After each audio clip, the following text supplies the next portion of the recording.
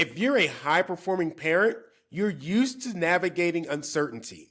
You manage volatility in markets, industries, leadership environments, and strategic decisions every day. But many successful parents quietly admit something.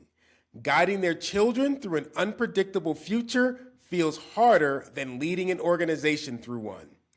We are living through a period of accelerated change. Artificial intelligence is compressing timelines, entire industries are evolving faster than traditional education systems can adapt, and career paths that once felt stable now feel temporary. And even financially sophisticated families feel the background noise. Market volatility, inflationary pressure, questions about long-term economic stability, and uncertainty which paths will remain relevant. So parents begin asking, should my child follow traditional education? Should they develop entrepreneurial capacity? How important is technological fluency? How do I prepare them for opportunities that don't yet exist? As a father of a now 21-year-old, while working in high-performing professional environments, I've wrestled with these questions not academically, but in real time. And what became clear to me is this: the future does not reward the most prepared child, it rewards the most internally equipped child.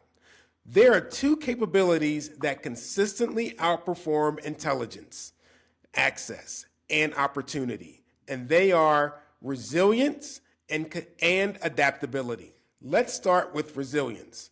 In leadership, resilience is what allows you to absorb pressure without compromising clarity. The same is true for our children.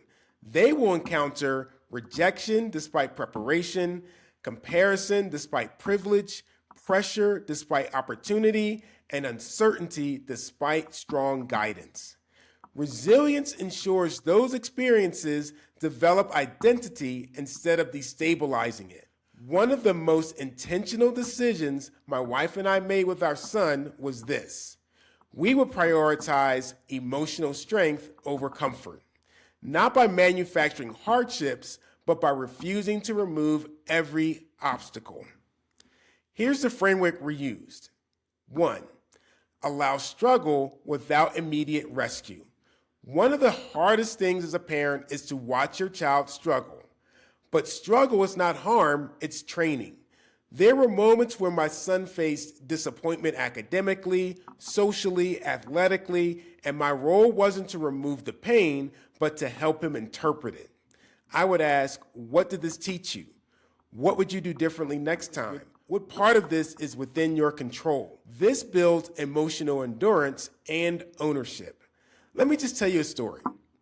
Our son struggled with math in high school, and instead of stepping into the fix-it, we encouraged him to explore different ways to improve his understanding. He sought tutoring from teachers, studied with classmates who excelled in the subject, and used online resources. Later in college, he had to take calculus, a course he had never taken before. He called me feeling overwhelmed. I told him I couldn't help you with calculus because I've never taken it. But I reminded him that he already had the ability to identify resources and advocate for his own growth, just like he did in high school. He went from failing his first exam to earning an A in the class. And while the grade was meaningful, what mattered was the character he developed, the confidence that he could face difficulty and find a way forward. Secondly, depersonalize failure. In high-achieving environments, children often attach identity to performance. We intentionally separated outcome from identity. Failure became data, it became feedback, and it became refinement. That mindset dramatically increases initiative and risk tolerance. Thirdly, develop internal decision authority. Resilient adults trust their judgment because they practice decision-making early. We involved our son in real decisions, not performative ones. That builds ownership, accountability, and emotional stability under pressure. Fourthly, model composure under stress. Children raised around leadership observe emotional regulation closely. How you handle uncertainty becomes their template for handling uncertainty. Resilience is often inherited through observation before it is taught through experience. Resilience also allows your child to withstand pressure, but adaptability allows them to capitalize on change. Adaptability is strategic flexibility without loss of identity. In business, leaders who thrive are not those who predict perfectly, but those who adjust quickly without emotional resistance. Our children need that same capacity. They must learn to anticipate change, emotionally accept change, and reposition themselves within change. And most importantly, view change as an opportunity rather than a disruption. Here's the framework we use for adaptability with our son. First, expand their environmental range. Exposure builds flexibility. We intentionally allowed our son to experience different environments, expectations, and social dynamics. This develops situational intelligence, a critical leadership trait. Secondly, prioritize skill portability over path certainty. Instead of over-indexing on a single future, we emphasize transferable capabilities like communication, discipline, leadership presence, critical thinking, and relationship building. Paths change, but portable skills compound.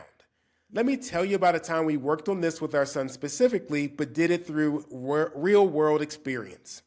When he was around 14 years old, our son wanted designer clothes. And instead of purchasing them, we suggested thrifting as a way to access the style he wanted while developing resourcefulness. He started, but with resistance. Eventually, he began to enjoy the process and the value he was finding. When we then encouraged him to share his findings through social media posts, a local store noticed his consistency and invited him to become a brand ambassador. Through that experience, he developed communication skills from creating content, discipline through consistency, and relationship building through managing a business partnership. What started as a clothing conversation became a character and skill building opportunity.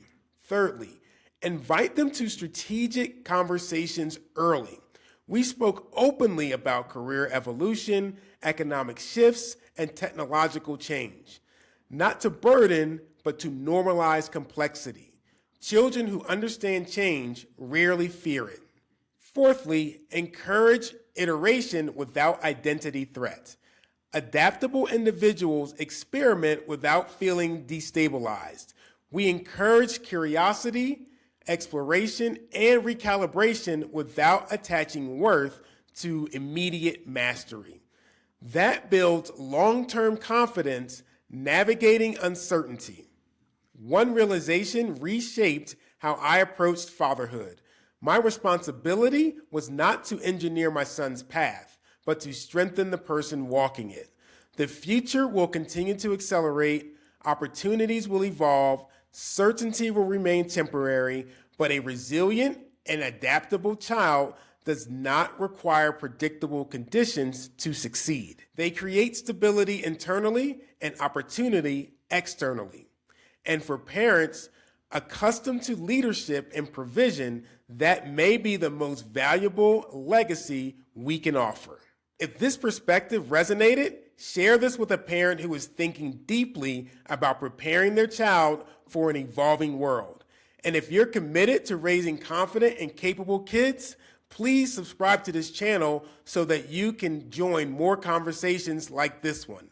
And remember, parenting is a journey. Explore your growth.